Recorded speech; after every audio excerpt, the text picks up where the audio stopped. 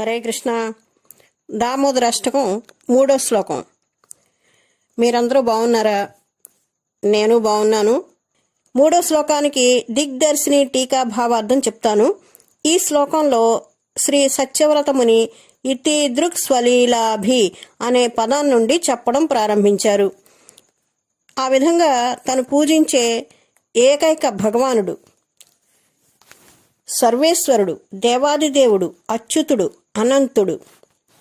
అందుకే అతన్ని ఎన్నో విధాలుగా కీర్తిస్తున్నాడు, ప్రార్థిస్తున్నాడు. ఈ శ్లోకంలో ఇతి అంటే ఈ విధంగా అని, ఇతి అంటే దామోదర లీల అని కూడా చెప్పుకోవచ్చు. ఈ విధంగా అతని భక్త వశ్యతని మళ్ళీ మళ్ళీ చెప్పాలనుకుంటున్నాడు. శ్రీకృష్ణుడు ఎప్పుడు భక్తుల అధీనంలో ఉంటాడు అని.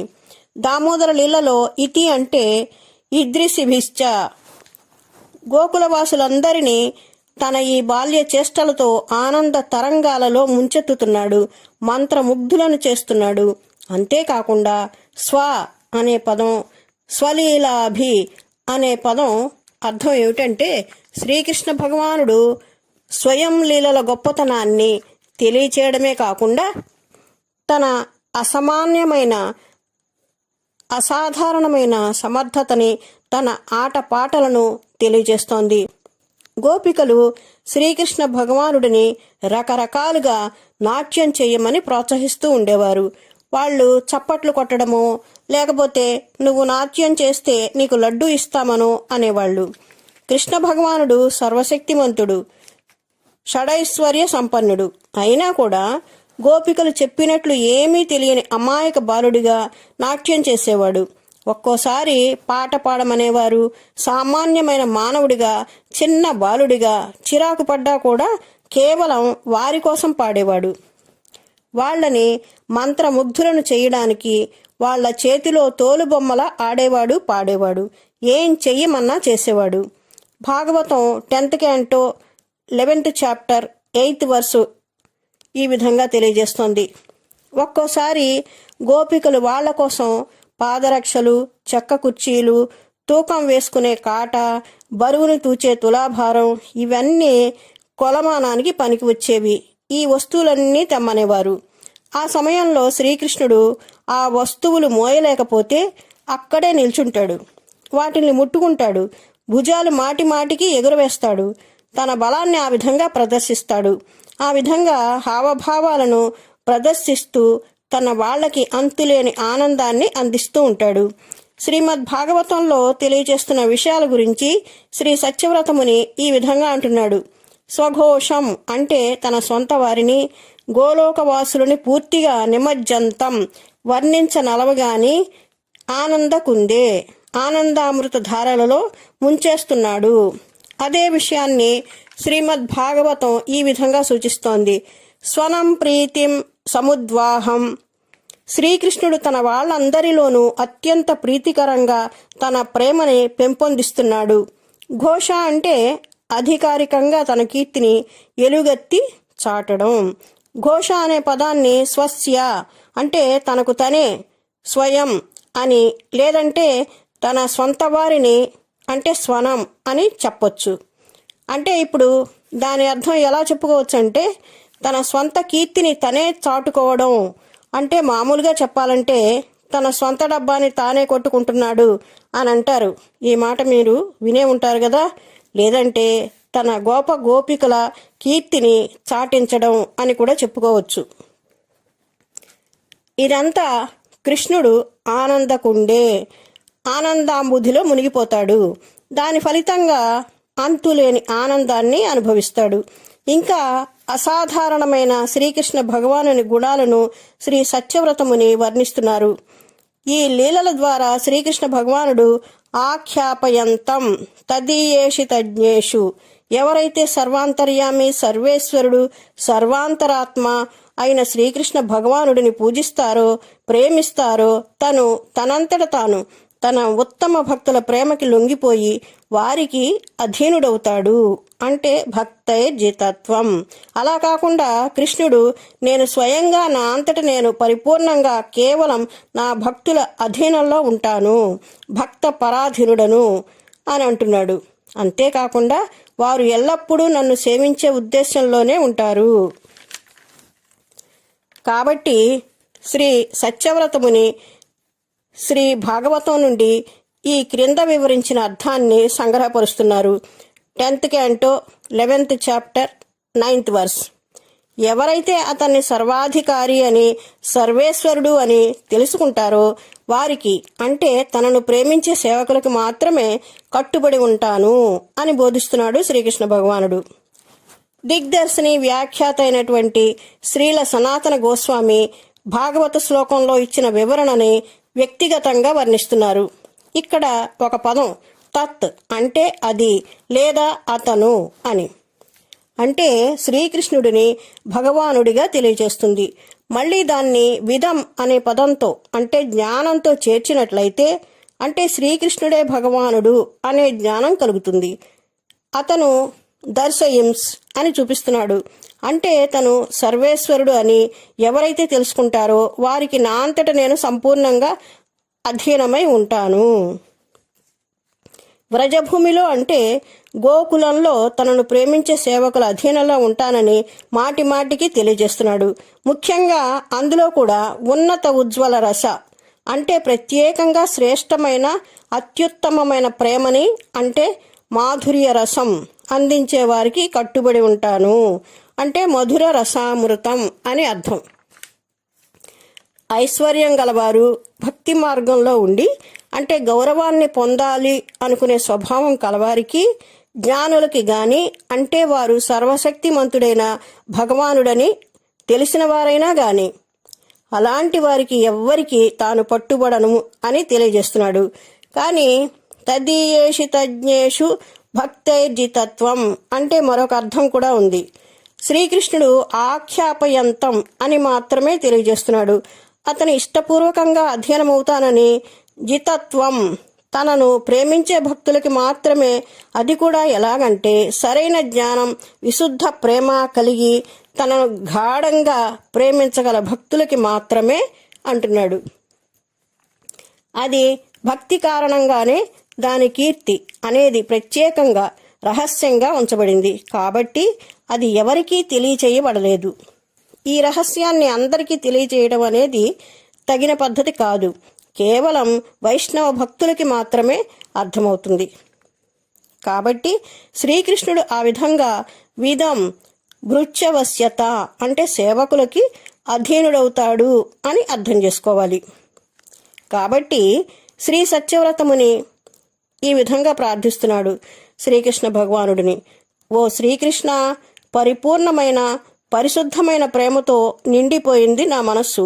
ప్రేమతః కొన్ని వందల సార్లు శతావర్తి నా ప్రేమ నిండిన ఆరాధనతో తం నిన్ను నేను నీకు వందనాలు అర్పిస్తున్నాను.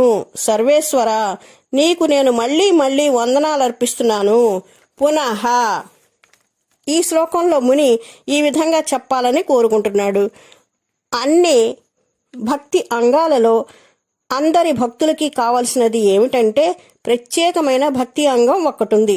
అదే వందనం చేయడం. ఎప్పుడూ నా ప్రియమైన శ్రీ భగవానుడిని ఆరాధిస్తాను, భక్తి పెంపొందాలని ప్రార్థిస్తాను. కానీ జ్ఞానం కోసమో ఐశ్వర్యం కోసమో మరేదన్నా కోరిక కోసమో కాదు. ఇప్పుడు దిగ్దర్శిని వృత్తి నుండి మరికొన్ని వివరాలు తెలుసుకుందాం. శ్రీకృష్ణుని లీలలు గోకులవాసులని ఎప్పటికీ తరిగిపోని ఆనందాంబుధిలో ముంచుతూ ఉంటాయి. గోకుల గ్రామాన్ని ఘోషపల్లి అంటారు. అంటే అక్కడ జంతువులు, పక్షులు, ఆవులు, దూడలు, గోప గోపికలు శ్రీకృష్ణ భగవానుడి లీలలను ఏమాత్రం ఆటంకం లేక ఎప్పుడూ కీర్తిస్తూ ఉంటారు. గోప గోపికలు వారి మాటలు ఎప్పుడూ కూడా ప్రతిధ్వనిస్తూనే ఉంటాయి. ఆవుల పాలు తీయండి, దూడలను విడవండి, పాలు తీయడానికి పాత్రలు తెండి, ఇవన్నీ కూడా శ్రీకృష్ణ భగవానుడి ఆనందం కోసం మాత్రమే. శ్రీకృష్ణుడు కొంచెం పెద్దయ్యాక తను కాస్త అలా బయటికి వెళ్ళవచ్చు అని అనుకుంటాడు. ఒకరోజు తను తన అన్నయ్య బలరాముడు బయటికి వెళ్తారు. ఎర్రని అందమైన పూలను దగ్గరలోనే చూస్తారు. కానీ వాటి చుట్టూ ముళ్లతో కంచె వేసి ఉంది. ఏదో విధంగా ఆ ముళ్ల కంచెని తప్పించుకొని లోపలికి వెళ్ళి పూలను కోస్తారు. కానీ ముళ్ళ కంచె మళ్ళీ వారిని బయటికి రాకుండా అడ్డంగా పడిపోయింది. మనం దీని నుంచి ఎలా బయటికి వెళతాం? అలా పక్కకి తోసినటువంటి ముళ్ళ కంచె మళ్ళీ దారిలోకి ఎలా వచ్చింది అని వాళ్ళు ఆశ్చర్యపోయారు. అంతేకాకుండా ఏడవటం మొదలుపెట్టారు. యశోదామాత పెద్ద పెద్దగా ఏడుస్తున్న శబ్దానికి గబగబా ఇంటి నుండి బయటికి వచ్చింది. పిల్లలిద్దరూ అక్కడ ఇరుక్కుపోయారని వెళ్ళి ఆ ముళ్ళ కంచె ప్రక్కకు నెట్టి వాళ్ళని బయటికి తీసుకొచ్చింది. ఒకరోజు యశోదామాత, కృష్ణ వెళ్ళి ఆవు దూడని తీసుకురా, పూజ చెయ్యాలి అని చెప్పింది. కృష్ణుడు ఒక దూడను పట్టుకుని తెచ్చాడు. తల్లి దగ్గరికి తెచ్చేటప్పుడు అది కదలకుండా మొరాయించింది. కృష్ణుడు ఎలాగో అలాగా బలవంతంగా లాగుతూ త్రోసుకుంటూ తెచ్చాడు ఇంటికి. కానీ అతను లోపలికి వస్తుండగా ఉట్టి మీద ఉన్న వెన్నకుండని చూసి నోరూరింది. వెంటనే ఆవు దూడ వీపు మీద ఎక్కి కుండని పట్టుకొని అందులో ఉన్న వెన్నని మొత్తం తినేశాడు. అతను ఇంక పారిపోదాము అని అనుకుంటుంటే ఆవు దూడ అక్కడి నుండి పారిపోయింది. కృష్ణుడిని గాలిలో వదిలేసింది. అమ్మా అమ్మా అని ఏడవటం మొదలెట్టాడు చిన్ని కృష్ణుడు. తల్లి యశోద కొడుకు గాలిలో ఎగరటం చూసి క్రిందికి లాగి 4 గంటించింది. ప్రతిరోజు ఉదయమే గోపికలు అందరూ యశోదామాత ఇంట్లో మూగిపోతారు. కొంతమంది గోపికలు కృష్ణుడు చాలా బలవంతుడంటే, కొంతమంది లేదు బలరాముడు బలవంతుడు అని వాదన చేసుకుంటూ ఉంటారు. సరే, ఎవరు బలవంతులో ఎలా తెలుసుకోవడం అని ఆలోచించి ఇద్దరు బాలురు మల్ల యుద్ధం చేస్తే ఎవరో ఒకరు గెలుస్తారు, వారికి బోలెడంత వెన్న గిఫ్ట్గా ఇద్దాం అని నిర్ణయించుకున్నారు. ఆ సమయంలో ఇద్దరు బాలురు వెన్న కుండలను చూసి నోరూరి మల్ల యుద్ధం చేస్తానికి రెడీ అయిపోతారు. కృష్ణుని పక్షంలో ఉన్న గోపికలు అతను గెలిస్తే చప్పట్లు కొట్టాలి, కానీ అతను ఓడిపోతే బలరాముని పక్షంలో ఉన్న గోపికలు విజయం సాధించినందుకు చప్పట్లు కొట్టాలి. వ్రజగోపికలు ఎన్నో విధాలైన పనులు చేయించుకునేవారు బాలకృష్ణుడితో. శ్రీకృష్ణ భగవానుడు కొంచెం పెద్దయ్యాక గోవర్ధనగిరి ఎడమ చేతి చిటికెన వ్రేలుతో ఎత్తుతాడు. అదొక ఆడుకునే బంతి అన్నట్లుగా. సృష్టి స్థితి లయలకి మూలమైన శ్రీకృష్ణ భగవానుడు ప్రజవాసులకి అధీనమై ఉంటాడు. అనంతుడు, ఎన్నో శక్తులకు ఆలవాలమైన వాడు, ఘటనాఘటన శక్తి కలిగినవాడు. అంటే అసాధ్యాన్ని సాధ్యం చేయగలడు, సాధ్యాన్ని అసాధ్యం చేయగలడు. గోకులంలో మాత్రం తన శ్రేష్టత్వాన్ని గురించి తెలియనట్లే ఉంటాడు. అక్కడ మాత్రం అమాయకుడైన సామాన్య మానవ బాలుడిగా ప్రవర్తిస్తాడు. తన తల్లిదండ్రుల ఆలనా పాలనాతో పెరుగుతూ ఉంటాడు. వినయ విధేయత కల బాలుడిగా తండ్రి పాదరక్షలు తల మీద ధరించి తెచ్చిస్తాడు. పెద్దలతో కలిసి ఉన్న సభకి ఆ పాదరక్షలు ధరించి వెళతాడని. ఇతి దృక్స్వలీలాభిరానంద కుందే సఘోష నిమజ్జంత అంటే అర్థం ఏమిటి? శ్రీకృష్ణ భగవానుని మధురమైన బాల్యలీలలు రసాంబుధి. ఆ సముద్రం ఎప్పటికీ తరిగిపోనిది, దానికి హద్దులు లేవు, ఎల్లలు లేవు, అపరిమితమైంది. గోపికలను, ఆవులని, దూడలని, మొత్తం వ్రజ ప్రజలని అలాంటి రసాంబుధిలో ముంచేస్తుంటాడు. ఎందుకు ఇలాంటి లీలలు చేస్తాడు అంటే శ్రీ సత్యవ్రతముని ఆ ప్రశ్నకి సమాధానం ఇస్తున్నారు. తదీయేషు తజ్ఞేషు, ఎవరైతే ఈ భగవానుని సర్వశక్తిమంతుడు అనే జ్ఞానాన్ని కలిగి ఉంటారో వారి కోసం. తత్వజ్ఞాని, వ్రజనందనుడైన శ్యామసుందరుడిని, అన్ని అవతారాలకు మూల పురుషుడని, అనంతుడు, అచ్యుతుడు, దేవాదిదేవుడు అని ఎరిగి ఉంటారు. షడైశ్వర్యవంతుడని తెలిసి ఉంటారు. నారదముని, 4 కుమారులు శ్రీకృష్ణ భగవానుని నిజమైన స్థితిని అంటే పరమ సత్యాన్ని తెలిసినవారు. ఈ లీలల ద్వారా వారికి తెలియజేస్తున్నాడు శ్రీకృష్ణ భగవానుడు. నేను అసాధ్యాన్ని సాధ్యం చేయడానికి సమర్థుడిని, అయినా కూడా వ్రజవాసుల అధీనుడిని. నేనిక్కడ అమాయక బాలుడిలా ఆడుకుంటూ ఉంటాను. ఇతి దృక్స్వలీలాభి, అతని అసామాన్యమైన బాల్య లీలని తెలియజేస్తుంది దామోదర లీల. శ్రేష్టమైన సుందరమైన లీలలు ఇప్పుడు చూడండి. మామిడి పళ్ళు అమ్ముకునే ఆమె మధుర నుంచి బృందావనానికి మామిడి పళ్ళు అమ్ముకోవడానికి వస్తుంది. అయితే ఆవిడ శ్రీకృష్ణ భగవానుడి యొక్క లీలలని గురించి ఎన్నో విని ఉంటుంది. శ్రీకృష్ణుని చూడాలని ప్రత్యేకంగా బృందావనం వస్తుంది. చాలాసార్లు వస్తుంది చూడాలని. కానీ ప్రతిసారి బాలకృష్ణుడు చాలా బిజీగా ఉంటాడు. ఒక్కోసారి తల్లితో ఉంటాడు, ఒక్కోసారి తండ్రితో ఉంటాడు, ఒక్కోసారి ఫ్రెండ్స్తో ఉంటాడు, మరొకసారి గోపికలు చుట్టుముట్టి ఉంటారు. ఈ విధంగా ఆవిడికి బాలకృష్ణుడిని చూడడానికి అవకాశం చిక్కలేదు. సరే, ఒకరోజు వచ్చింది. ఆ రోజు ఇంటి ముందుకు వచ్చి చూస్తే అక్కడ ఎవరూ లేరు. పండ్లు కొనండి, పండ్లు కొనండి, పండ్లు కొనండి అని అరుస్తూ అక్కడ ఇంటి ముందు కూర్చుంటుంది. ఆ మాట విన్న తర్వాత యశోదామాత ఒళ్ళో కూర్చున్న బాలకృష్ణుడు లేచి తన దోసెళ్లతో ధాన్యాలు తీసుకొని పళ్ళు కొనటానికి వస్తాడు. అలా వస్తూ వస్తూ ఉంటుంటే దారిలోనే ఆ దోసిట్లో నుంచి ధాన్యం అంతా జారిపోతూ ఉంటుంది. ఏదో కొంచెం ధాన్యం మిగులుతుంది. ఆమె దగ్గరకు వచ్చి నాకు పళ్ళు ఇవ్వమంటాడు. ఆమె బాలకృష్ణుణ్ణి అలా చూస్తూ ఉంటుంది. నీలమేఘశ్యాముడు ఎంతో అందంగా ఉన్న ముఖారవిందం, ఆ పసితనం చూసి చాలా ముచ్చటపడిపోతుంది. ఎంతో ఆనందపడుతుంది. తన హృదయంలో ఆ రూపాన్ని నిలుపుకుంటుంది. అలా చూస్తూనే ఉంటుంది, మైమర్చిపోతుంది. శ్రీకృష్ణ భగవానుడు నాకు పళ్ళివ్వు పళ్ళివ్వు అంటున్నాడు. అప్పుడు స్పృహలోకి వస్తుంది. వచ్చి తన బుట్టలో ఉన్న పళ్ళు బాలకృష్ణుడి చేతిలో పెడుతుంది. చేతిలో ఎన్ని పళ్ళు పడితే అన్ని పళ్ళు పెట్టేస్తుంది. ఆ తర్వాత బాలకృష్ణుడు వెళ్ళిపోతాడు. ఆమె కూడా తన బుట్ట నెత్తిన పెట్టుకొని బయలుదేరుతుంది. ఆమె మనస్సులో బాలకృష్ణుడి రూపాన్ని నిలుపుకుంటుంది. ఆ రూపాన్ని తలుచుకుంటూ ఉంటుంది, ఆనందపడుతూ ఉంటుంది, మైమర్చిపోతూ ఉంటుంది. అలా నడుస్తూ నడుస్తూ నడుస్తూ యమునా నది తీరానికి చేరుకుంది. అక్కడికి వచ్చేటప్పటికి ఆవిడ నెత్తి మీద ఆ బుట్ట చాలా బరువుగా అనిపిస్తుంది. ఏమిటి ఇంత బరువుగా ఉందని చెప్పి దింపేస్తుంది. కిందకి దింపి చూస్తే దాని నిండా ఆభరణాలుంటాయి. బంగారు ఆభరణాలు, మణులు, మాణిక్యాలు, కెంపులు, ముత్యాలు, రత్నాలు అన్నీ ఉంటాయి అన్నమాట. అవన్నీ చూసి ఆశ్చర్యపోతుంది. ఆశ్చర్యపోయి ఆ నగలు నట్ర అన్నీను తీసుకెళ్ళి యమునా నదిలో కల్పిస్తుంది. ఆమెకు బాలకృష్ణుడు మనస్సులో తిష్ట వేసుకుని కూర్చున్నాడు. ఆమె భక్తి పారవస్యంలో మునిగిపోయింది. ఆమె ఇంకా ఇంటికి కూడా వెళ్ళలేదు. అక్కడే బృందావనంలో ఉండటం మొదలుపెట్టింది. భగవంతుడినే ధ్యానం చేస్తూ అలాగే ఉండిపోతుంది. చూడండి, ఆవిడ భక్తి ప్రేమ ఎంత ఉత్తమమైందో. సాధకుల సాధన ఎలా ఉండాలి అని తెలియజేస్తుంది ఈ లీల. శ్రీ చైతన్య మహాప్రభు, శ్రీల రూపగోస్వామి ఈ విధంగా తెలియజేస్తున్నారు. రాత్రి పగలు భక్తి అనే అంగం ద్వారా ప్రేమతో శ్రీహరి నామాన్ని జపించడం, శ్రీ గురుదేవుని సేవించడం, వైష్ణవులని సేవించడం, శ్రీమద్ భాగవతం చదవటం, భక్తిపరమైన గ్రంథాలు చదవడం.